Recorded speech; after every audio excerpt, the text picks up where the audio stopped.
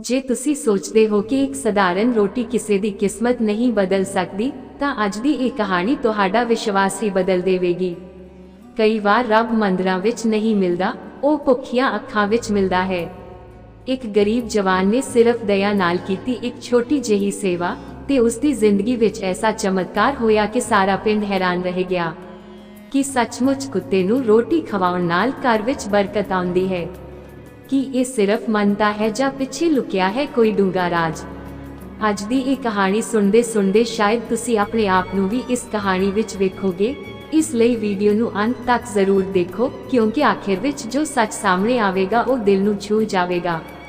ਪਿੰਡ ਦੇ ਬਾਹਰ ਇੱਕ ਕੱਚੀ ਪਗਡੰਡੀ ਸੀ, ਜਿੱਥੇ ਸਵੇਰ ਦੀ ਧੁੱਪ ਹੌਲੀ ਹੌਲੀ ਧਰਤੀ ਨੂੰ ਛੂਹੰਦੀ ਸੀ, ਤੇ ਉੱਥੇ ਹੀ ਰਹਿੰਦਾ ਸੀ ਗਰੀਬ ਪਰ ਦਿਲੋਂ ਅਮੀਰ ਜਵਾਨ ਹਰਭਜਨ, ਜਿਸ ਦੀ ਜ਼ਿੰਦਗੀ ਗਰੀਬੀ, ਕਰਜ਼ੇ ਤੇ ਚਿੰਤਾਵਾਂ ਨਾਲ ਘਿਰੀ ਹੋਈ ਸੀ।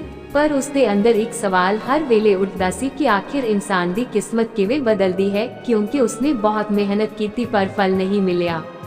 ਇੱਕ ਦਿਨ ਸਵੇਰੇ ਉਹ ਗੁਰਦੁਆਰੇ ਤੋਂ ਵਾਪਸ ਆ ਰਿਹਾ ਸੀ ਤਾਂ ਉਸਨੇ ਦਰਵਾਜ਼ੇ ਕੋਲ ਇੱਕ ਭੁੱਖਾ ਕੁੱਤਾ ਵੇਖਿਆ ਜੋ ਕੰਬ ਰਿਹਾ ਸੀ।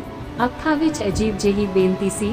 ਹਰਭਜਨ ਕੋਲ ਖਾਣ ਲਈ ਕੁਝ ਨਹੀਂ ਸੀ ਸਿਵਾਏ 2 ਸੁੱਕੀਆਂ ਰੋਟੀਆਂ ਦੇ, ਜੋ ਉਸਦੀ ਮਾਂ ਨੇ ਉਸਦੇ ਲਈ ਬਣਾਈਆਂ ਸਨ।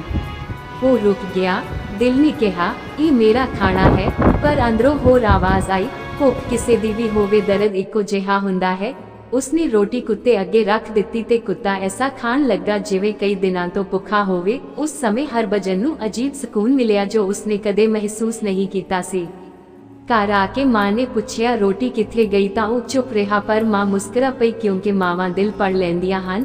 ਉਸਨੇ ਕਿਹਾ, ਪੁੱਤਰ, ਭੁੱਖੇ ਨੂੰ ਖਾਣਾ ਦੇਣਾ ਸਭ ਤੋਂ ਵੱਡਾ ਦਾਨ ਹੁੰਦਾ ਹੈ। ਤੇ ਉਸਨੇ ਉਸਨੂੰ ਦੱਸਿਆ ਕਿ ਸੰਤਾਂ ਦੀ ਬਾਣੀ ਵਿੱਚ ਆਉਂਦਾ ਹੈ ਕਿ ਦਇਆ ਸਭ ਤੋਂ ਵੱਡਾ ਧਰਮ ਹੈ, ਅਤੇ ਮਹਾਨ ਸੰਤ ਗੁਰੂ ਨਾਨਕ ਦੇਵ ਜੀ ਨੇ ਵੀ ਸਿਖਾਇਆ ਸੀ ਕਿ ਜਿਸ ਦੇ ਅੰਦਰ ਕਰੁਣਾ ਹੈ ਉਹ ਰੱਬ ਦੇ ਨੇੜੇ ਹੈ। ਇਹ ਗੱਲ ਹਰਭਜਨ ਦੇ ਦਿਲ ਵਿੱਚ ਵਸ ਗਈ, ਪਰ ਉਹ ਸਮਝ ਨਹੀਂ ਸਕਿਆ ਕਿ ਇੱਕ ਰੋਟੀ ਨਾਲ ਕੀ ਬਦਲਣਾ ਸੀ। ਪਰ ਅਗਲੇ ਹੀ ਦਿਨ ਉਸਨੂੰ ਖੇਤ ਵਿੱਚ ਅਜੀਬ ਘਟਨਾ ਹੋਈ, ਜਿੱਥੇ ਸਾਲਾਂ ਤੋਂ ਸੁੱਕੀ ਪਈ ਜ਼ਮੀਨ ਵਿੱਚ ਪਾਣੀ ਨਿਕਲ ਆਇਆ ਅਤੇ ਪਿੰਡ ਦੇ ਲੋਕ ਹੈਰਾਨ ਰਹਿ ਗਏ। ਕਿਸੇ ਨੇ ਕਿਹਾ ਇਹ ਸੰਜੋਗ ਹੈ, ਪਰ ਬੁੱਢੇ ਬਾਬੇ ਨੇ ਕਿਹਾ ਕਿ ਦਇਆ ਦਾ ਫਲ ਹਮੇਸ਼ਾ ਅਚਾਨਕ ਮਿਲਦਾ ਹੈ। ਇਸ ਤਰ੍ਹਾਂ ਹਰਭਜਨ ਨੇ ਪਹਿਲਾ ਫਾਇਦਾ ਵੇਖਿਆ ਕਿ ਭੁੱਖੇ ਕੁੱਤੇ ਨੂੰ ਰੋਟੀ ਖਵਾਉਣ ਨਾਲ ਘਰ ਵਿੱਚ ਬਰਕਤ ਆਉਂਦੀ ਹੈ, ਕਿਉਂਕਿ ਜਦੋਂ ਅਸੀਂ ਕਿਸੇ ਜੀਵ ਦੀ ਭੁੱਖ ਮਿਟਾਉਂਦੇ ਹਾਂ ਤਾਂ ਆਪਣੇ ਕਰਮਾਂ ਦੀ ਭੁੱਖ ਵੀ ਮਿਟਦੀ ਹੈ। ਦੂਜੇ ਦਿਨ ਉਸਨੇ ਫਿਰ ਇੱਕ ਰੋਟੀ ਲੈ ਕੇ ਉਹੀ ਕੁੱਤੇ ਨੂੰ ਖਵਾਈ, ਅਤੇ ਉਸ ਦਿਨ ਤੋਂ ਉਸਦੇ ਮਨ ਦੀ ਘਬਰਾਹਟ ਘੱਟ ਹੋਣ ਲੱਗੀ। ਉਹ ਜੋ ਰਾਤਾਂ ਨੂੰ ਡਰ ਕੇ ਜਾਗਦਾ ਸੀ, ਹੁਣ ਚੈਨ ਨਾਲ ਸੌਣ ਲੱਗਾ। ਪਿੰਡ ਦੇ ਗਿਆਨੀ ਨੇ ਦੱਸਿਆ ਕਿ ਦੂਜਾ ਫਾਇਦਾ ਇਹ ਹੈ ਕਿ ਜੀਵਾਂ ਨਾਲ ਦਇਆ ਕਰਨ ਨਾਲ ਮਨ ਦੇ ਡਰ ਦੂਰ ਹੁੰਦੇ ਹਨ, ਕਿਉਂਕਿ ਡਰ ਸਵਾਰਥ ਤੋਂ ਜਨਮ ਲੈਂਦਾ ਹੈ ਤੇ ਦਇਆ ਉਸ ਨੂੰ ਖਤਮ ਕਰ ਦਿੰਦੀ ਹੈ।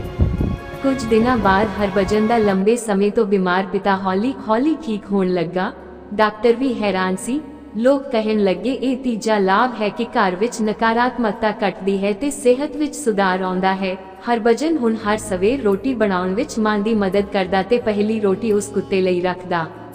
ਇੱਕ ਦਿਨ ਪਿੰਡ ਵਿੱਚ ਚੋਰੀ ਹੋ ਗਈ, ਪਰ ਅਜੀਬ ਗੱਲ ਇਹ ਸੀ ਕਿ ਚੋਰ ਉਸਦੇ ਘਰ ਦੇ ਨੇੜੇ ਵੀ ਨਾ ਆਏ, ਕਿਉਂਕਿ ਉਹੀ ਕੁੱਤਾ ਰਾਤ ਭਰ ਦਰਵਾਜ਼ੇ ਤੇ ਬੈਠਾ ਭੌਂਕਦਾ ਰਿਹਾ।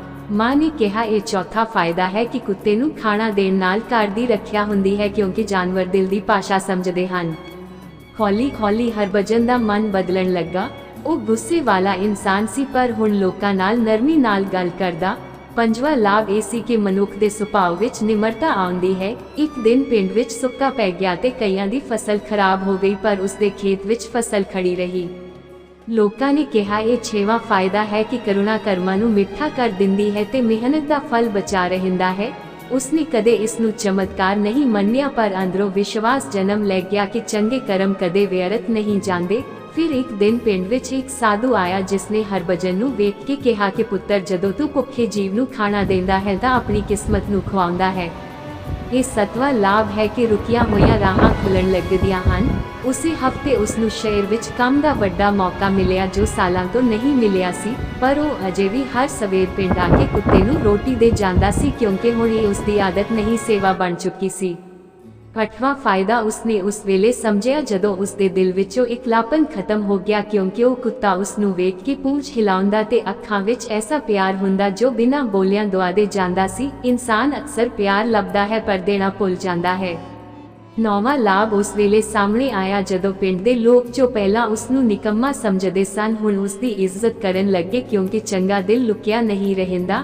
ਅਤੇ 10ਵਾਂ ਸਭ ਤੋਂ ਵੱਡਾ ਲਾਭ ਉਸਨੇ ਉਸ ਰਾਤ ਮਹਿਸੂਸ ਕੀਤਾ ਜਦੋਂ ਉਹ ਬਹੁਤ ਉਦਾਸ ਸੀ ਤੇ ਦਰਵਾਜ਼ੇ ਬਾਹਰ ਬੈਠਿਆ ਸੀ। ਅਸਮਾਨ ਵੱਲ ਵੇਖ ਕੇ ਪੁੱਛ ਰਿਹਾ ਸੀ ਕਿ ਰੱਬ ਸੱਚਮੁੱਚ ਹੁੰਦਾ ਹੈ ਜਾਂ ਨਹੀਂ। ਉਸੇ ਸਮੇਂ ਉਹ ਕੁੱਤਾ ਆ ਕੇ ਉਸਦੇ ਕੋਲ ਸਿਰ ਰੱਖ ਕੇ ਬੈਠ ਗਿਆ ਤੇ ਉਸਨੂੰ ਅੰਦਰੋਂ ਐਸਾ ਅਹਿਸਾਸ ਹੋਇਆ ਜਿਵੇਂ ਕੋਈ ਕਹਿ ਰਿਹਾ ਹੋਵੇ ਕਿ ਮੈਂ ਤੇਰੇ ਨਾਲ ਹਾਂ। ਉਸ ਦੀਆਂ ਅੱਖਾਂ ਭਰ ਆਈਆਂ ਤੇ ਉਸਨੇ ਸਮਝਿਆ ਕਿ ਰੱਬ ਕਦੇ ਸਿੱਧਾ ਨਹੀਂ ਆਉਂਦਾ, ਉਹ ਦਇਆ ਦੇ ਰੂਪ ਵਿੱਚ ਮਿਲਦਾ ਹੈ। ਸਮਾਂ ਬੀਤਦਾ ਗਿਆ ਤੇ ਹਰਭਜਨ ਦੀ ਜ਼ਿੰਦਗੀ ਸੁਧਰਦੀ ਗਈ, ਪਰ ਇੱਕ ਦਿਨ ਅਚਾਨਕ ਉਹ ਕੁੱਤਾ ਕਈ ਦਿਨਾਂ ਤੱਕ ਨਾ ਦਿਸਿਆ। ਉਸਦਾ ਮਨ ਬੇਚੈਨ ਹੋ ਗਿਆ। ਉਹ ਪਿੰਡ ਦੇ ਹਰ ਕੋਨੇ ਵਿੱਚ ਲੱਭਣ ਲੱਗਾ। ਲੋਕ ਹੱਸਦੇ ਸਨ ਕਿ ਇੱਕ ਜਾਨਵਰ ਲਈ ਇੰਨੀ ਚਿੰਤਾ ਕਿਉਂ, ਪਰ ਉਸਦੇ ਲਈ ਉਹ ਸਿਰਫ ਕੁੱਤਾ ਨਹੀਂ ਸੀ, ਉਹ ਉਸਦੀ ਜ਼ਿੰਦਗੀ ਦਾ ਮੋੜ ਸੀ। ਅਖੀਰਕਾਰ ਉਸਨੂੰ ਦਰਿਆ ਦੇ ਕੰਢੇ ਉਹ ਜ਼ਖਮੀ ਹਾਲਤ ਵਿੱਚ ਮਿਲਿਆ ਤੇ ਉਸ ਵੇਲੇ ਹਰਭਜਨ ਨੇ ਜੋ ਕੀਤਾ ਉਹੀ ਉਸਦੀ ਅਸਲ ਪਰਖ ਬਣੀ, ਕਿਉਂਕਿ ਹੁਣ ਸਵਾਲ ਇਹ ਸੀ ਕਿ ਦਇਆ ਸਿਰਫ ਆਸਾਨ ਦਿਨਾਂ ਲਈ ਸੀ ਜਾਂ ਮੁਸ਼ਕਲ ਵੇਲੇ ਵੀ ਉਹ ਸੇਵਾ ਕਰੇਗਾ। ਉਸਨੇ ਉਸਨੂੰ ਚੁੱਕ ਕੇ ਘਰ ਲਿਆਇਆ ਤੇ ਦਿਨ ਰਾਤ ਸੇਵਾ ਕੀਤੀ। ਪਰ ਉਸ ਰਾਤ ਜਦੋਂ ਤੂਫਾਨ ਚੱਲਿਆ ਤੇ ਬਿਜਲੀ ਕੜਕੀ ਤਾਂ ਘਰ ਦੇ ਦਰਵਾਜ਼ੇ ਤੇ ਕੋਈ ਅਜਨਬੀ ਆ ਕੇ ਖੜਾ ਹੋਇਆ, ਜਿਸਨੇ ਹੌਲੀ ਆਵਾਜ਼ ਵਿੱਚ ਕਿਹਾ, ਹਰਭਜਨ, ਤੂੰ ਜੋ ਕੀਤਾ ਉਹ ਸਿਰਫ ਇੱਕ ਜੀਵ ਨਾਲ ਦਇਆ ਨਹੀਂ ਸੀ, ਇਹ ਤੇਰੇ ਆਪਣੇ ਕਰਮਾਂ ਦੀ ਪਰਖ ਸੀ। ਅਤੇ ਜਿਵੇਂ ਹੀ ਉਸਨੇ ਦਰਵਾਜ਼ਾ ਖੋਲ੍ਹਿਆ, ਉਸਦੀ ਜ਼ਿੰਦਗੀ ਦਾ ਸਭ ਤੋਂ ਵੱਡਾ ਰਾਜ ਸਾਹਮਣੇ ਆਉਣ ਵਾਲਾ ਸੀ, ਕਿਉਂਕਿ ਉਹ ਅਜਨਬੀ ਕੋਈ ਆਮ ਮਨੁੱਖ ਨਹੀਂ ਸੀ। ਉਸਦੇ ਚਿਹਰੇ ਦੀ ਰੌਸ਼ਨੀ ਨੇ ਸਾਰੇ ਘਰ ਨੂੰ ਚਾਨਣ ਕਰ ਦਿੱਤਾ ਤੇ ਹਰਭਜਨ ਦੇ ਦਿਲ ਦੀ ਧੜਕਣ ਤੇਜ਼ ਹੋ ਗਈ। ਉਹ ਸੋਚ ਰਿਹਾ ਸੀ ਕਿ ਆਖਿਰ ਇਹ ਕੌਣ ਹੈ ਜੋ ਉਸਦੀ ਹਰ ਗੱਲ ਜਾਣਦਾ ਹੈ ਅਤੇ ਕਿਉਂ ਉਸਦੀ ਨਿਗਾਹ ਵਿੱਚ ਅਜਿਹਾ ਪਿਆਰ ਸੀ ਜਿਵੇਂ ਸਦੀਆਂ ਤੋਂ ਜਾਣਦਾ ਹੋਵੇ। ਦਰਵਾਜ਼ਾ ਖੁੱਲ੍ਹਦੇ ਹੀ ਤੇਜ਼ ਹਵਾ ਅੰਦਰ ਆ ਗਈ। ਦੀਵੇ ਦੀ ਲੌ ਕੰਬੀ ਪਰ ਬੁਝੀ ਨਹੀਂ ਅਤੇ ਉਸ ਚਾਨਣ ਵਿੱਚ ਖੜਾ ਉਹ ਅਜਨਬੀ ਹੌਲੀ ਮੁਸਕਰਾਇਆ। ਉਸਦੇ ਕੱਪੜੇ ਸਾਦੇ ਸਨ ਪਰ ਅੱਖਾਂ ਵਿੱਚ ਅਜਿਹਾ ਨੂਰ ਸੀ ਜੋ ਹਰਭਜਨ ਨੇ ਕਦੇ ਨਹੀਂ ਵੇਖਿਆ ਸੀ। ਉਹ ਬੋਲਿਆ, ਡਰ ਨਾ ਪੁੱਤਰ, ਜਿਸ ਦਇਆ ਨੂੰ ਤੂੰ ਰੋਜ਼ ਰੋਟੀ ਦੇ ਰੂਪ ਵਿੱਚ ਵੰਡਦਾ ਰਿਹਾ ਉਹੀ ਅੱਜ ਤੇਰੇ ਦਰ ਤੇ ਆਈ ਹੈ। ਹਰਭਜਨ ਕੁਝ ਸਮਝ ਨਾ ਸਕਿਆ, ਪਰ ਉਸਦਾ ਦਿਲ ਅਚਾਨਕ ਸ਼ਾਂਤ ਹੋ ਗਿਆ ਜਿਵੇਂ ਕੋਈ ਪੁਰਾਣੀ ਜਾਣ ਪਛਾਣ ਹੋਵੇ। ਉਸਨੇ ਪੁੱਛਿਆ, ਤੁਸੀਂ ਕੌਣ ਹੋ? ਅਜਨਬੀ ਨੇ ਸਿੱਧਾ ਜਵਾਬ ਨਾ ਦਿੱਤਾ। ਉਹ ਘਰ ਦੇ ਅੰਦਰ ਆਇਆ ਤੇ ਜ਼ਖਮੀ ਕੁੱਤੇ ਦੇ ਕੋਲ ਬੈਠ ਗਿਆ। ਉਸਦੇ ਸਿਰ ਤੇ ਹੱਥ ਫੇਰਿਆ ਤਾਂ ਕੁੱਤਾ ਜੋ ਦਰਦ ਨਾਲ ਕਰਾਹ ਰਿਹਾ ਸੀ ਅਚਾਨਕ ਚੁੱਪ ਹੋ ਗਿਆ। ਹਰਭਜਨ ਦੀ ਮਾਂ ਵੀ ਹੈਰਾਨ ਹੋ ਕੇ ਵੇਖਦੀ ਰਹੀ। ਅਜਨਬੀ ਨੇ ਕਿਹਾ, ਜਿਸ ਜੀਵ ਨੂੰ ਤੂੰ ਭੁੱਖੇ ਵੇਲੇ ਰੋਟੀ ਦਿੱਤੀ ਉਹ ਸਿਰਫ ਤੇਰੀ ਕਿਸਮਤ ਨਹੀਂ ਬਦਲ ਰਿਹਾ ਸੀ, ਉਹ ਤੇਰੇ ਅੰਦਰਲੇ ਮਨੁੱਖ ਨੂੰ ਜਗਾ ਰਿਹਾ ਸੀ। ਇਹ ਸੁਣ ਕੇ ਹਰਭਜਨ ਦੀਆਂ ਅੱਖਾਂ ਭਰ ਆਈਆਂ, ਕਿਉਂਕਿ ਉਸਨੇ ਕਦੇ ਆਪਣੇ ਆਪ ਨੂੰ ਚੰਗਾ ਇਨਸਾਨ ਨਹੀਂ ਮੰਨਿਆ ਸੀ। ਉਸਨੂੰ ਯਾਦ ਆਇਆ ਕਿਵੇਂ ਉਹ ਪਹਿਲਾਂ ਗੁੱਸੇ ਵਿੱਚ ਰਹਿੰਦਾ ਸੀ ਤੇ ਕਿਸੇ ਦੀ ਪਰਵਾਹ ਨਹੀਂ ਕਰਦਾ ਸੀ। ਅਜਨਬੀ ਨੇ ਅੱਗੇ ਕਿਹਾ ਕਿ ਪੁਰਾਣੀਆਂ ਕਥਾਵਾਂ ਵਿੱਚ ਆਉਂਦਾ ਹੈ, ਜਦੋਂ ਮਨੁੱਖ ਭੁੱਖੇ ਜੀਵ ਨੂੰ ਖਾਣਾ ਦਿੰਦਾ ਹੈ ਤਾਂ ਉਸ ਦਾ ਪਹਿਲਾ ਲਾਭ ਹੁੰਦਾ ਹੈ ਕਰਮਾਂ ਦੀ ਸਫਾਈ, ਕਿਉਂਕਿ ਦਇਆ ਅੰਦਰਲੇ ਅਹੰਕਾਰ ਨੂੰ ਧੋ ਦਿੰਦੀ ਹੈ। ਦੂਜਾ ਲਾਭ ਇਹ ਕਿ ਘਰ ਵਿੱਚ ਲੜਾਈ ਘਟਦੀ ਹੈ, ਕਿਉਂਕਿ ਜਿੱਥੇ ਸਾਂਝਾ ਹੁੰਦੀ ਹੈ ਉੱਥੇ ਸ਼ਾਂਤੀ ਆਉਂਦੀ ਹੈ। ਤੀਜਾ ਲਾਭ ਇਹ ਕਿ ਮਨ ਵਿੱਚ ਧੀਰਜ ਵਸਦਾ ਹੈ ਅਤੇ ਹਰਭਜਨ ਨੂੰ ਯਾਦ ਆਇਆ ਕਿਵੇਂ ਉਹ ਹੁਣ ਛੋਟੀ ਗੱਲ ਤੇ ਗੁੱਸਾ ਨਹੀਂ ਕਰਦਾ ਸੀ। ਅਜਨਬੀ ਦੀ ਆਵਾਜ਼ ਵਿੱਚ ਅਜਿਹਾ ਅਸਰ ਸੀ ਕਿ ਮਾਂ ਵੀ ਧਿਆਨ ਨਾਲ ਸੁਣ ਰਹੀ ਸੀ। ਉਹ ਬੋਲਿਆ, ਪੁਰਾਤਨ ਸੰਤਾਂ ਨੇ ਕਿਹਾ ਹੈ ਕਿ ਰੱਬ ਹਰ ਰੂਪ ਵਿੱਚ ਆਉਂਦਾ ਹੈ। ਅਤੇ ਉਸਨੇ ਹੌਲੀ ਜਿਹੀ ਬਾਣੀ ਉਚਾਰੀ ਜਿਸ ਦਾ ਅਰਥ ਸੀ ਕਿ ਦਇਆ ਤੋਂ ਵੱਡਾ ਕੋਈ ਤੀਰਥ ਨਹੀਂ। ਹਰਭਜਨ ਦੇ ਮਨ ਵਿੱਚ ਤੁਰੰਤ ਮਹਾਨ ਸੰਤ ਗੁਰੂ ਨਾਨਕ ਦੇਵ ਜੀ ਦੀ ਸਿੱਖਿਆ ਯਾਦ ਆ ਗਈ ਕਿ ਸੇਵਾ ਕਰਨੀ ਹੀ ਸੱਚੀ ਭਗਤੀ ਹੈ। ਉਹ ਸੋਚਣ ਲੱਗਾ ਕਿ ਇਹ ਬੰਦਾ ਕੋਈ ਸੰਤ ਹੈ ਜਾਂ ਕੋਈ ਰੱਬ ਦਾ ਦੂਤ। ਅਜਨਬੀ ਨੇ ਜਿਵੇਂ ਉਸਦਾ ਮਨ ਪੜ ਲਿਆ ਹੋਵੇ ਕਿਹਾ, ਨਾਮ ਜਾਣਨਾ ਜ਼ਰੂਰੀ ਨਹੀਂ, ਕਰਮ ਜਾਣਨਾ ਜ਼ਰੂਰੀ ਹੈ। ਫਿਰ ਉਸਨੇ ਦੱਸਿਆ ਕਿ ਚੌਥਾ ਫਾਇਦਾ ਇਹ ਹੁੰਦਾ ਹੈ ਕਿ ਜਦੋਂ ਇਨਸਾਨ ਜੀਵਾਂ ਨਾਲ ਪਿਆਰ ਕਰਦਾ ਹੈ ਤਾਂ ਉਸਦੇ ਰਸਤੇ ਦੇ ਅਦ੍ਰਿਸ਼ ਖਤਰੇ ਦੂਰ ਹੋ ਜਾਂਦੇ ਹਨ। ਹਰਭਜਨ ਨੂੰ ਤੁਰੰਤ ਯਾਦ ਆਇਆ ਉਹ ਹਾਦਸਾ ਜੋ ਕੁਝ ਮਹੀਨੇ ਪਹਿਲਾਂ ਹੋਣ ਤੋਂ ਬਚ ਗਿਆ ਸੀ। ਪੰਜਵਾਂ ਲਾਭ ਇਹ ਕਿ ਮਨੁੱਖ ਨੂੰ ਸਹੀ ਲੋਕ ਮਿਲਣ ਲੱਗਦੇ ਹਨ, ਕਿਉਂਕਿ ਚੰਗੇ ਕਰਮ ਚੰਗੀ ਸੰਗਤ ਖਿੱਚਦੇ ਹਨ। ਉਸਨੇ ਸ਼ਹਿਰ ਵਿੱਚ ਮਿਲੇ ਨਵੇਂ ਮਾਲਕ ਬਾਰੇ ਸੋਚਿਆ ਜਿਸਨੇ ਉਸਨੂੰ ਇਮਾਨਦਾਰੀ ਨਾਲ ਕੰਮ ਦਿੱਤਾ ਸੀ। ਅਜਨਬੀ ਹੌਲੀ ਮੁਸਕਰਾਇਆ ਤੇ ਕਿਹਾ, ਛੇਵਾਂ ਲਾਭ ਇਹ ਕਿ ਅੰਨ ਦੀ ਕਮੀ ਨਹੀਂ ਰਹਿੰਦੀ, ਕਿਉਂਕਿ ਜੋ ਭੁੱਖੇ ਨੂੰ ਖਵਾਉਂਦਾ ਹੈ ਉਸਦੇ ਘਰ ਦਾ ਭੰਡਾਰ ਕਦੇ ਖਾਲੀ ਨਹੀਂ ਹੁੰਦਾ। ਮਾਂ ਨੇ ਤੁਰੰਤ ਹੱਥ ਜੋੜ ਲਏ, ਕਿਉਂਕਿ ਸੱਚਮੁੱਚ ਘਰ ਵਿੱਚ ਕਦੇ ਰੋਟੀ ਘੱਟ ਨਹੀਂ ਪਈ ਸੀ, ਭਾਵੇਂ ਗਰੀਬੀ ਸੀ। ਸੱਤਵਾਂ ਲਾਭ ਉਸਨੇ ਦੱਸਿਆ ਕਿ ਬੁਰੇ ਸੁਪਨੇ ਤੇ ਮਨ ਦੇ ਡਰ ਦੂਰ ਹੋ ਜਾਂਦੇ ਹਨ, ਕਿਉਂਕਿ ਦਇਆ ਆਤਮਾ ਨੂੰ ਹਲਕਾ ਕਰ ਦਿੰਦੀ ਹੈ। ਹਰਭਜਨ ਨੇ ਮੰਨ ਲਿਆ ਕਿ ਹੁਣ ਉਹ ਰਾਤ ਨੂੰ ਸ਼ਾਂਤੀ ਨਾਲ ਸੌਂਦਾ ਹੈ। ਅੱਠਵਾਂ ਲਾਭ ਇਹ ਕਿ ਬੱਚਿਆਂ ਤੇ ਘਰ ਦੇ ਵੱਡਿਆਂ ਉੱਤੇ ਰਹਿਮਤ ਰਹਿੰਦੀ ਹੈ। ਨੌਵਾਂ ਲਾਭ ਇਹ ਕਿ ਸਮਾਜ ਵਿੱਚ ਇੱਜ਼ਤ ਵੱਧਦੀ ਹੈ, ਪਰ ਇਹ ਇੱਜ਼ਤ ਮੰਗਣ ਨਾਲ ਨਹੀਂ ਮਿਲਦੀ, ਸੇਵਾ ਨਾਲ ਮਿਲਦੀ ਹੈ। ਅਤੇ 10ਵਾਂ ਸਭ ਤੋਂ ਵੱਡਾ ਲਾਭ ਇਹ ਕਿ ਮਨੁੱਖ ਨੂੰ ਆਪਣੇ ਅੰਦਰ ਰੱਬ ਦੀ ਝਲਕ ਮਿਲਦੀ ਹੈ। ਇਹ ਗੱਲ ਸੁਣਦੇ ਹੀ ਹਰਭਜਨ ਦਾ ਦਿਲ ਕੰਬ ਗਿਆ, ਕਿਉਂਕਿ ਉਸਨੇ ਕਈ ਵਾਰ ਮਹਿਸੂਸ ਕੀਤਾ ਸੀ ਕਿ ਰੋਟੀ ਦੇਣ ਤੋਂ ਬਾਅਦ ਉਸਨੂੰ ਅਜਿਹਾ ਸਕੂਨ ਮਿਲਦਾ ਸੀ ਜੋ ਅਰਦਾਸ ਤੋਂ ਬਾਅਦ ਮਿਲਦਾ ਹੈ। ਤੂਫਾਨ ਹੌਲੀ-ਹੌਲੀ ਰੁਕ ਗਿਆ, ਪਰ ਘਰ ਦੇ ਅੰਦਰ ਦੀਆਂ ਗੱਲਾਂ ਹੋਰ ਗਹਿਰੀਆਂ ਹੋ ਗਈਆਂ। ਅਜਨਬੀ ਨੇ ਕਿਹਾ, ਹੁਣ ਤੇਰੀ ਅਸਲ ਪਰਖ ਆਉਣੀ ਹੈ। ਹਰਭਜਨ ਨੇ ਪੁੱਛਿਆ, ਕਿਹੜੀ ਪਰਖ? ਉਸਨੇ ਬਾਹਰ ਇਸ਼ਾਰਾ ਕੀਤਾ। ਸਵੇਰ ਹੋ ਰਹੀ ਸੀ ਤੇ ਪਿੰਡ ਵੱਲੋਂ ਰੋਣ ਦੀਆਂ ਆਵਾਜ਼ਾਂ ਆ ਰਹੀਆਂ ਸਨ। ਲੋਕ ਦੌੜਦੇ ਹੋਏ ਆਏ ਤੇ ਦੱਸਿਆ ਕਿ ਦਰਿਆ ਦਾ ਪਾਣੀ ਚੜ੍ਹ ਗਿਆ ਹੈ ਤੇ ਕਈ ਘਰ ਡੁੱਬਣ ਵਾਲੇ ਹਨ। ਹਰਭਜਨ ਤੁਰੰਤ ਬਾਹਰ ਨਿਕਲਿਆ। ਉਸਨੇ ਵੇਖਿਆ ਲੋਕ ਆਪਣਾ ਸਮਾਨ ਬਚਾਉਣ ਵਿੱਚ ਲੱਗੇ ਸਨ, ਪਰ ਇੱਕ ਬੁੱਢੀ ਔਰਤ ਆਪਣੀਆਂ ਬੱਕਰੀਆਂ ਛੱਡ ਕੇ ਰੋ ਰਹੀ ਸੀ ਕਿਉਂਕਿ ਕੋਈ ਮਦਦ ਨਹੀਂ ਕਰ ਰਿਹਾ ਸੀ। ਉਸ ਸਮੇਂ ਉਸਦੇ ਮਨ ਵਿੱਚ ਆਇਆ ਕਿ ਪਹਿਲਾਂ ਆਪਣਾ ਘਰ ਬਚਾਏ, ਪਰ ਫਿਰ ਉਸਨੂੰ ਕੁੱਤੇ ਦੀਆਂ ਅੱਖਾਂ ਯਾਦ ਆ ਗਈਆਂ। ਜਦੋਂ ਉਹ ਭੁੱਖਾ ਸੀ, ਉਹ ਦੌੜ ਕੇ ਗਿਆ ਤੇ ਬੱਕਰੀਆਂ ਖੋਲ ਕੇ ਉੱਚੀ ਥਾਂ ਲੈ ਗਿਆ। ਫਿਰ ਹੋਰ ਲੋਕਾਂ ਦੀ ਮਦਦ ਕਰਨ ਲੱਗ ਪਿਆ। ਪਿੰਡ ਦੇ ਕਈ ਬੱਚੇ ਪਾਣੀ ਵਿੱਚ ਫਸ ਗਏ ਸਨ, ਉਹਨਾਂ ਨੂੰ ਕੱਢਿਆ। ਦਿਨ ਭਰ ਮਿਹਨਤ ਕਰਦਾ ਰਿਹਾ। ਸ਼ਾਮ ਤੱਕ ਥੱਕ ਕੇ ਬੈਠ ਗਿਆ, ਪਰ ਉਸਦੇ ਚਿਹਰੇ ਤੇ ਅਜਿਹਾ ਸੰਤੋਖ ਸੀ ਜੋ ਪਹਿਲਾਂ ਕਦੇ ਨਹੀਂ ਸੀ। ਜਦੋਂ ਉਹ ਘਰ ਵਾਪਸ ਆਇਆ ਤਾਂ ਅਜਨਬੀ ਕਿਤੇ ਨਹੀਂ ਸੀ। ਮਾਂ ਨੇ ਕਿਹਾ ਉਹ ਚੁੱਪਚਾਪ ਚਲਾ ਗਿਆ, ਪਰ ਜਾਂਦੇ ਜਾਂਦੇ ਕਹਿ ਗਿਆ ਕਿ ਹੁਣ ਇਹ ਮੁੰਡਾ ਸਮਝ ਗਿਆ ਹੈ। ਹਰਭਜਨ ਨੇ ਸੋਚਿਆ ਸ਼ਾਇਦ ਇਹ ਸਭ ਸੁਪਨਾ ਸੀ, ਪਰ ਜ਼ਖਮੀ ਕੁੱਤਾ ਹੁਣ ਪੂਰੀ ਤਰ੍ਹਾਂ ਠੀਕ ਹੋ ਕੇ ਦਰਵਾਜ਼ੇ ਤੇ ਖੜਾ ਸੀ। ਉਸਨੇ ਪੂੰਛ ਹਿਲਾਈ ਤੇ ਜਿਵੇਂ ਮੁਸਕਰਾ ਰਿਹਾ ਹੋਵੇ। ਦਿਨ ਬੀਤਦੇ ਗਏ ਤੇ ਹਰਭਜਨ ਹੁਣ ਪਿੰਡ ਵਿੱਚ ਸਿਰਫ ਮਜ਼ਦੂਰ ਨਹੀਂ, ਸੇਵਾਦਾਰ ਵਜੋਂ ਜਾਣਿਆ ਜਾਣ ਲੱਗਾ। ਲੋਕ ਮੁਸ਼ਕਲ ਵੇਲੇ ਉਸਦੇ ਕੋਲ ਆਉਂਦੇ। ਉਸਨੇ ਆਪਣੇ ਘਰ ਦੇ ਬਾਹਰ ਇੱਕ ਛੋਟਾ ਚੁੱਲ੍ਹਾ ਬਣਾਇਆ ਜਿੱਥੇ ਹਰ ਸ਼ਾਮ ਬਚੀ ਰੋਟੀ ਇਕੱਠੀ ਕਰਕੇ ਜਾਨਵਰਾਂ ਨੂੰ ਖਵਾਉਂਦਾ। ਬੱਚੇ ਵੀ ਉਸਦੇ ਨਾਲ ਜੁੜ ਗਏ। ਪਿੰਡ ਦਾ ਮਾਹੌਲ ਬਦਲਣ ਲੱਗਾ, ਪਰ ਜ਼ਿੰਦਗੀ ਦੀ ਕਹਾਣੀ ਹਮੇਸ਼ਾ ਸਿੱਧੀ ਨਹੀਂ ਹੁੰਦੀ। ਇੱਕ ਦਿਨ ਸ਼ਹਿਰ ਤੋਂ ਖਬਰ ਆਈ ਕਿ ਜਿਸ ਕੰਪਨੀ ਵਿੱਚ ਉਹ ਕੰਮ ਕਰਦਾ ਸੀ ਉਹ ਬੰਦ ਹੋਣ ਵਾਲੀ ਹੈ। ਸਾਰੀ ਕਮਾਈ ਰੁਕਣ ਵਾਲੀ ਸੀ। ਲੋਕਾਂ ਨੇ ਕਿਹਾ, ਹੁਣ ਵੇਖੀਏ ਤੇਰੀ ਸੇਵਾ ਕਿੰਨੀ ਕੰਮ ਆਉਂਦੀ ਹੈ। ਕੁਝ ਨੇ ਮਜ਼ਾਕ ਵੀ ਬਣਾਇਆ। ਹਰਭਜਨ ਦੇ ਮਨ ਵਿੱਚ ਪਹਿਲੀ ਵਾਰ ਡਰ ਵਾਪਸ ਆਇਆ। ਉਹ ਰਾਤ ਨੂੰ ਬਾਹਰ ਬੈਠ ਕੇ ਸੋਚ ਰਿਹਾ ਸੀ ਕਿ ਕੀ ਸੱਚਮੁੱਚ ਚੰਗੇ ਕਰਮ ਮੁਸੀਬਤ ਤੋਂ ਬਚਾਉਂਦੇ ਹਨ ਜਾਂ ਇਹ ਸਿਰਫ ਦਿਲ ਦਾ ਧੋਖਾ ਹੈ। ਉਹੀ ਕੁੱਤਾ ਆ ਕੇ ਕੋਲ ਬੈਠ ਗਿਆ। ਹਵਾ ਚੱਲ ਰਹੀ ਸੀ ਤੇ ਦੂਰੋਂ ਘੰਟਿਆਂ ਦੀ ਆਵਾਜ਼ ਆ ਰਹੀ ਸੀ। ਉਸਨੇ ਅਸਮਾਨ ਵੱਲ ਵੇਖਿਆ ਤੇ ਕਿਹਾ, ਜੇ ਤੂੰ ਹੈ ਤਾਂ ਮੈਨੂੰ ਰਾਹ ਦਿਖਾ। ਅਤੇ ਉਸੇ ਵੇਲੇ ਪਿੰਡ ਦੇ ਰਸਤੇ ਤੇ ਧੂੜ ਉੱਡੀ। ਕੋਈ ਰਥ ਵਰਗੀ ਗੱਡੀ ਆ ਰਹੀ ਸੀ ਜਿਸ ਵਿੱਚੋਂ ਉਤਰਿਆ ਇੱਕ ਅਮੀਰ ਵਪਾਰੀ ਜੋ ਸਿੱਧਾ ਉਸਦੇ ਕੋਲ ਆਇਆ ਤੇ ਬੋਲਿਆ ਕਿ ਤੂੰ ਹੀ ਹਰਭਜਨ ਹੈ, ਮੈਂ ਤੈਨੂੰ ਲੱਭ ਰਿਹਾ ਸੀ। ਹਰਭਜਨ ਹੈਰਾਨ ਰਹਿ ਗਿਆ ਕਿਉਂਕਿ ਉਸਨੇ ਕਦੇ ਇਸ ਬੰਦੇ ਨੂੰ ਨਹੀਂ ਵੇਖਿਆ ਸੀ, ਪਰ ਵਪਾਰੀ ਨੇ ਜੋ ਅੱਗੇ ਕਿਹਾ ਉਹ ਉਸਦੀ ਜ਼ਿੰਦਗੀ ਨੂੰ ਇੱਕ ਹੋਰ ਮੋੜ ਦੇਣ ਵਾਲਾ ਸੀ, ਕਿਉਂਕਿ ਉਸਨੇ ਦੱਸਿਆ ਕਿ ਕਈ ਮਹੀਨੇ ਪਹਿਲਾਂ ਸ਼ਹਿਰ ਵਿੱਚ ਕਿਸੇ ਨੇ ਉਸਦੀ ਜਾਨ ਬਚਾਈ ਸੀ ਅਤੇ ਉਹ ਕੋਈ ਹੋਰ ਨਹੀਂ। ਵਪਾਰੀ ਦੀਆਂ ਗੱਲਾਂ ਸੁਣ ਕੇ ਹਰਭਜਨ ਦੇ ਪੈਰਾਂ ਹੇਠੋਂ ਜ਼ਮੀਨ ਖਿਸਕ ਗਈ, ਕਿਉਂਕਿ ਉਸਨੇ ਕਦੇ ਸੋਚਿਆ ਵੀ ਨਹੀਂ ਸੀ ਕਿ ਉਸਦੀ ਛੋਟੀ ਜਿਹੀ ਸੇਵਾ ਕਿਸੇ ਦੀ ਜ਼ਿੰਦਗੀ ਨਾਲ ਇਸ ਤਰ੍ਹਾਂ ਜੁੜ ਜਾਵੇਗੀ। ਵਪਾਰੀ ਨੇ ਦੱਸਿਆ ਕਿ ਕੁਝ ਮਹੀਨੇ ਪਹਿਲਾਂ ਸ਼ਹਿਰ ਦੇ ਬਾਹਰ ਉਸਦੀ ਗੱਡੀ ਉਲਟ ਗਈ ਸੀ ਅਤੇ ਲੋਕ ਸਿਰਫ ਖੜੇ ਵੇਖਦੇ ਰਹੇ, ਪਰ ਇੱਕ ਸਧਾਰਨ ਕੱਪੜਿਆਂ ਵਾਲੇ ਜਵਾਨ ਨੇ ਉਸਨੂੰ ਚੁੱਕ ਕੇ ਹਸਪਤਾਲ ਪਹੁੰਚਾਇਆ ਸੀ। ਹਰਭਜਨ ਨੂੰ ਯਾਦ ਆਇਆ ਕਿ ਉਹ ਦਿਨ ਮੀਂਹ ਵਾਲਾ ਸੀ ਅਤੇ ਉਹ ਕੰਮ ਤੋਂ ਵਾਪਸ ਆਉਂਦਾ ਹੋਇਆ ਇੱਕ ਜ਼ਖਮੀ ਮਨੁੱਖ ਨੂੰ ਛੱਡ ਨਾ ਸਕਿਆ ਸੀ। ਉਸਨੇ ਤਾਂ ਸਿਰਫ ਇਨਸਾਨੀ ਫਰਜ਼ ਸਮਝ ਕੇ ਮਦਦ ਕੀਤੀ ਸੀ, ਪਰ ਉਸਦੇ ਬਦਲੇ ਕੁਝ ਨਹੀਂ ਲਿਆ ਸੀ। ਵਪਾਰੀ ਦੀਆਂ ਅੱਖਾਂ ਭਰ ਆਈਆਂ ਅਤੇ ਉਸਨੇ ਕਿਹਾ, ਮੈਂ ਤੈਨੂੰ ਲੱਭਦਾ ਰਿਹਾ ਕਿਉਂਕਿ ਮੇਰੀ ਜਾਨ ਤੇਰੇ ਕਰਕੇ ਬਚੀ ਸੀ।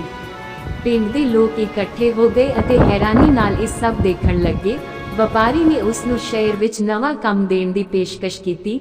ਨਾ ਸਿਰਫ ਕੰਮ ਬਲਕਿ ਸਾਂਝੇਦਾਰੀ ਵੀ। ਹਰਭਜਨ ਦੇ ਮਨ ਵਿੱਚ ਖੁਸ਼ੀ ਨਾਲ ਡਰ ਵੀ ਸੀ, ਕਿਉਂਕਿ ਉਹ ਪਿੰਡ ਛੱਡਣਾ ਨਹੀਂ ਚਾਹੁੰਦਾ ਸੀ। ਉਸਨੇ ਮਾਂ ਵੱਲ ਵੇਖਿਆ। ਮਾਂ ਨੇ ਸਿਰਫ ਇਹ ਕਿਹਾ, ਪੁੱਤਰ ਜਿੱਥੇ ਤੇਰੀ ਸੇਵਾ ਵਧੇ ਉੱਥੇ ਹੀ ਤੇਰਾ ਰੱਬ ਵਸਦਾ ਹੈ। ਇਹ ਗੱਲ ਉਸਦੇ ਦਿਲ ਵਿੱਚ ਉਤਰ ਗਈ। ਉਸਨੇ ਸ਼ਹਿਰ ਜਾਣ ਦਾ ਫੈਸਲਾ ਕਰ ਲਿਆ, ਪਰ ਇੱਕ ਸ਼ਰਤ ਰੱਖੀ ਕਿ ਉਹ ਹਰ ਹਫ਼ਤੇ ਪਿੰਡ ਆ ਕੇ ਜਾਨਵਰਾਂ ਅਤੇ ਲੋੜਵੰਦਾਂ ਦੀ ਸੇਵਾ ਕਰੇਗਾ। ਵਪਾਰੀ ਨੇ ਮੁਸਕਰਾ ਕੇ ਮਨਜ਼ੂਰ ਕਰ ਲਿਆ। ਕੁਝ ਮਹੀਨਿਆਂ ਵਿੱਚ ਹਰਭਜਨ ਦੀ ਜ਼ਿੰਦਗੀ ਬਦਲ ਗਈ। ਹੁਣ ਉਹ ਸਿਰਫ ਮਜ਼ਦੂਰ ਨਹੀਂ ਰਿਹਾ ਸੀ, ਬਲਕਿ ਲੋਕਾਂ ਨੂੰ ਕੰਮ ਦੇਣ ਵਾਲਾ ਬਣ ਗਿਆ ਸੀ। ਪਰ ਉਸਨੇ ਕਦੇ ਪਹਿਲੀ ਰੋਟੀ ਦੀ ਰੀਤ ਨਹੀਂ ਛੱਡੀ। ਸ਼ਹਿਰ ਦੇ ਆਪਣੇ ਘਰ ਦੇ ਬਾਹਰ ਵੀ ਉਹ ਹਰ ਸਵੇਰ ਕੁੱਤਿਆਂ ਲਈ ਰੋਟੀ ਰੱਖਦਾ। ਹੌਲੀ-ਹੌਲੀ ਕਈ ਲੋਕ ਉਸਦੀ ਨਕਲ ਕਰਨ ਲੱਗੇ। ਕਈਆਂ ਨੇ ਪੁੱਛਿਆ ਕਿ ਇਹ ਕਰਨ ਨਾਲ ਕੀ ਮਿਲਦਾ ਹੈ, ਤਾਂ ਉਹ ਹੱਸ ਕੇ ਕਹਿੰਦਾ, ਸਕੂਨ। ਪਰ ਅੰਦਰੋਂ ਉਹ ਜਾਣਦਾ ਸੀ ਕਿ ਇਸ ਦੇ ਪਿੱਛੇ ਡੂੰਘੀ ਸਿੱਖਿਆ ਹੈ। ਉਹ ਅਕਸਰ ਲੋਕਾਂ ਨੂੰ ਦੱਸਦਾ ਕਿ ਸੰਤਾਂ ਨੇ ਸਿਖਾਇਆ ਹੈ, ਦਇਆ ਤੋਂ ਵੱਡਾ ਕੋਈ ਧਰਮ ਨਹੀਂ, ਅਤੇ ਮਹਾਨ ਸਤਿਗੁਰੂ ਗੁਰੂ ਨਾਨਕ ਦੇਵ ਜੀ ਨੇ ਵੀ ਇਹੀ ਰਾਹ ਦਿਖਾਇਆ ਕਿ ਸੇਵਾ ਕਰਨੀ ਹੀ ਸੱਚੀ ਭਗਤੀ ਹੈ। ਸਮਾਂ ਬੀਤਦਾ ਗਿਆ ਤੇ ਹਰਭਜਨ ਨੇ ਆਪਣੀ ਕਮਾਈ ਦਾ ਇੱਕ ਹਿੱਸਾ ਲੰਗਰ ਅਤੇ ਜਾਨਵਰਾਂ ਦੀ ਸੰਭਾਲ ਲਈ ਰੱਖਣਾ ਸ਼ੁਰੂ ਕਰ ਦਿੱਤਾ। ਸ਼ਹਿਰ ਦੇ ਲੋਕ ਉਸ ਨੂੰ ਸਿਰਫ ਅਮੀਰ ਨਹੀਂ ਸਗੋਂ ਦਿਲਦਾਰ ਮਨੁੱਖ ਕਹਿਣ ਲੱਗੇ। ਪਰ ਜ਼ਿੰਦਗੀ ਨੇ ਇੱਕ ਹੋਰ ਮੋੜ ਰੱਖਿਆ ਹੋਇਆ ਸੀ। ਇੱਕ ਦਿਨ ਉਸ ਦੀ ਮਾਂ ਬਿਮਾਰ ਪੈ ਗਈ ਅਤੇ ਡਾਕਟਰਾਂ ਨੇ ਕਿਹਾ ਕਿ ਇਲਾਜ ਲੰਮਾ ਚੱਲੇਗਾ। ਹਰਭਜਨ ਟੁੱਟ ਗਿਆ ਕਿਉਂਕਿ ਉਹ ਸੋਚਦਾ ਸੀ ਕਿ ਹੁਣ ਤੱਕ ਉਸਨੇ ਜੋ ਵੀ ਚੰਗਾ ਕੀਤਾ ਉਸ ਦਾ ਫਲ ਮਾਂ ਦੀ ਸਿਹਤ ਵਜੋਂ ਮਿਲਣਾ ਚਾਹੀਦਾ ਸੀ। ਉਹ ਰਾਤ ਨੂੰ ਹਸਪਤਾਲ ਦੇ ਬਾਹਰ ਬੈਠਾ ਰੋ ਰਿਹਾ ਸੀ। ਉਸ ਵੇਲੇ ਇੱਕ ਛੋਟਾ ਕੁੱਤਾ ਆ ਕੇ ਉਸ ਦੇ ਕੋਲ ਬੈਠ ਗਿਆ। ਉਹੀ ਅਹਿਸਾਸ ਵਾਪਸ ਆ ਗਿਆ ਜੋ ਪਹਿਲੀ ਵਾਰ ਪਿੰਡ ਵਾਲੇ ਕੁੱਤੇ ਨੂੰ ਰੋਟੀ ਦਿੰਦਿਆਂ ਹੋਇਆ ਸੀ। ਉਸਨੇ ਸਮਝਿਆ ਕਿ ਜ਼ਿੰਦਗੀ ਵਿੱਚ ਸੇਵਾ ਸੌਦੇ ਵਾਂਗ ਨਹੀਂ ਹੁੰਦੀ ਕਿ ਦੇਣ ਨਾਲ ਤੁਰੰਤ ਲੈਣ ਨੂੰ ਮਿਲੇ। ਸੇਵਾ ਤਾਂ ਵਿਸ਼ਵਾਸ ਹੁੰਦੀ ਹੈ। ਉਸਨੇ ਅਰਦਾਸ ਕੀਤੀ ਤੇ ਦਿਲੋਂ ਕਿਹਾ, ਜੋ ਚੰਗਾ ਹੈ ਉਹੀ ਕਰੀ। ਹੌਲੀ ਹੌਲੀ ਮਾਂ ਦੀ ਤਬੀਅਤ ਸੁਧਰਨ ਲੱਗੀ। ਡਾਕਟਰਾਂ ਨੇ ਵੀ ਕਿਹਾ ਇਹ ਚਮਤਕਾਰ ਵਰਗਾ ਹੈ। ਹਰਭਜਨ ਨੇ ਉਸ ਦਿਨ ਸਮਝਿਆ ਕਿ 10ਵਾਂ ਅਤੇ ਸਭ ਤੋਂ ਵੱਡਾ ਫਾਇਦਾ ਇਹ ਹੈ ਕਿ ਜਦੋਂ ਇਨਸਾਨ ਭੁੱਖੇ ਜੀਵ ਨੂੰ ਰੋਟੀ ਦਿੰਦਾ ਹੈ ਤਾਂ ਉਸ ਦਾ ਦਿਲ ਮਜ਼ਬੂਤ ਹੋ ਜਾਂਦਾ ਹੈ ਅਤੇ ਮੁਸੀਬਤਾਂ ਵਿੱਚ ਟੁੱਟਦਾ ਨਹੀਂ। ਸਾਲਾਂ ਬਾਅਦ ਉਸਨੇ ਆਪਣੇ ਪਿੰਡ ਵਿੱਚ ਇੱਕ ਵੱਡਾ ਸੇਵਾ ਕੇਂਦਰ ਬਣਾਇਆ ਜਿੱਥੇ ਗਰੀਬਾਂ ਲਈ ਖਾਣਾ ਤੇ ਜਾਨਵਰਾਂ ਲਈ ਆਸ਼ਰੇ ਸੀ। ਬੱਚੇ ਉੱਥੇ ਆ ਕੇ ਸਿੱਖਦੇ ਕਿ ਦਇਆ ਕੀ ਹੁੰਦੀ ਹੈ। ਇੱਕ ਦਿਨ ਉਹੀ ਬੁੱਢਾ ਸਾਧੂ ਮੁੜ ਦਿਸਿਆ ਜਿਸਨੇ ਕਦੇ ਉਸਨੂੰ ਦਇਆ ਦੀ ਸਿੱਖਿਆ ਦਿੱਤੀ ਸੀ। ਹਰਭਜਨ ਦੌੜ ਕੇ ਉਸਦੇ ਚਰਨਾਂ ਵਿੱਚ ਡਿੱਗ ਗਿਆ ਪਰ ਜਦੋਂ ਸਿਰ ਚੁੱਕਿਆ ਤਾਂ ਕੋਈ ਨਹੀਂ ਸੀ। ਸਿਰਫ ਦਰਵਾਜ਼ੇ ਕੋਲ ਬੈਠਾ ਇੱਕ ਕੁੱਤਾ ਸੀ ਜੋ ਪੂੰਛ ਹਿਲਾ ਰਿਹਾ ਸੀ। ਉਸ ਦੀ ਅੱਖਾਂ ਵਿੱਚ ਅੰਸੂ ਆ ਗਏ ਕਿਉਂਕਿ ਹੁਣ ਉਹ ਸਮਝ ਗਿਆ ਸੀ ਕਿ ਰੱਬ ਕਦੇ ਵੀ ਕਿਸੇ ਵੀ ਰੂਪ ਵਿੱਚ ਮਿਲ ਸਕਦਾ ਹੈ। ਉਸਨੇ ਪਿੰਡ ਦੇ ਲੋਕਾਂ ਨੂੰ ਇਕੱਠਾ ਕਰਕੇ ਕਿਹਾ, ਅਸੀਂ ਵੱਡੇ ਮੰਦਰ ਬਣਾਉਣ ਤੋਂ ਪਹਿਲਾਂ ਦਿਲ ਵੱਡਾ ਬਣਾਈਏ। ਉਸ ਦਿਨ ਤੋਂ ਪਿੰਡ ਦੀ ਰੀਤ ਬਣ ਗਈ ਕਿ ਹਰ ਘਰ ਦੀ ਪਹਿਲੀ ਰੋਟੀ ਕਿਸੇ ਭੁੱਖੇ ਜੀਵ ਲਈ ਹੋਵੇਗੀ। ਕਈ ਸਾਲ ਬਾਅਦ ਜਦੋਂ ਹਰਭਜਨ ਬੁੱਢਾ ਹੋਇਆ ਤਾਂ ਇੱਕ ਬੱਚੇ ਨੇ ਪੁੱਛਿਆ, ਬਾਬਾ ਜੀ ਤੁਹਾਡੀ ਸਭ ਤੋਂ ਵੱਡੀ ਕਮਾਈ ਕੀ ਹੈ? ਉਹ ਹੱਸਿਆ ਤੇ ਕਿਹਾ, ਨਾ ਜ਼ਮੀਨ ਨਾ ਪੈਸਾ, ਮੇਰੀ ਸਭ ਤੋਂ ਵੱਡੀ ਕਮਾਈ ਉਹ ਅੱਖਾਂ ਹਨ ਜੋ ਭੁੱਖ ਮਿਟਣ ਤੋਂ ਬਾਅਦ ਦੁਆ ਦਿੰਦੀਆਂ ਹਨ। ਉਸ ਦੀ ਕਹਾਣੀ ਦੂਰ ਦੂਰ ਤੱਕ ਫੈਲ ਗਈ ਅਤੇ ਲੋਕ ਉਸ ਨੂੰ ਚਮਤਕਾਰ ਨਹੀਂ ਸਗੋਂ ਦਇਆ ਦੀ ਤਾਕਤ ਕਹਿਣ ਲੱਗੇ ਅਤੇ ਕਹਿੰਦੇ ਹਨ ਕਿ ਅੱਜ ਵੀ ਉਸ ਪਿੰਡ ਦੇ ਰਸਤੇ ਤੇ ਜੇ ਕੋਈ ਭੁੱਖਾ ਕੁੱਤਾ ਮਿਲ ਜਾਵੇ ਤਾਂ ਲੋਕ ਰੋਟੀ ਰੱਖ ਕੇ ਜਾਂਦੇ ਹਨ ਕਿਉਂਕਿ ਉਹਨਾਂ ਨੂੰ ਵਿਸ਼ਵਾਸ ਹੈ ਕਿ ਸ਼ਾਇਦ ਕਿਸੇ ਦੀ ਕਿਸਮਤ ਉੱਥੇ ਬੈਠੀ ਹੋਵੇ। ਇਸ ਕਹਾਣੀ ਦੀ ਸਿੱਖਿਆ ਇਹ ਹੈ ਕਿ ਰੋਟੀ ਛੋਟੀ ਹੋ ਸਕਦੀ ਹੈ ਪਰ ਦਿਲ ਵੱਡਾ ਹੋਣਾ ਚਾਹੀਦਾ ਹੈ। ਦਇਆ ਨਾਲ ਦਿੱਤਾ ਹੋਇਆ ਇੱਕ ਟੁਕੜਾ ਵੀ ਜੀਵਨ ਬਦਲ ਸਕਦਾ ਹੈ।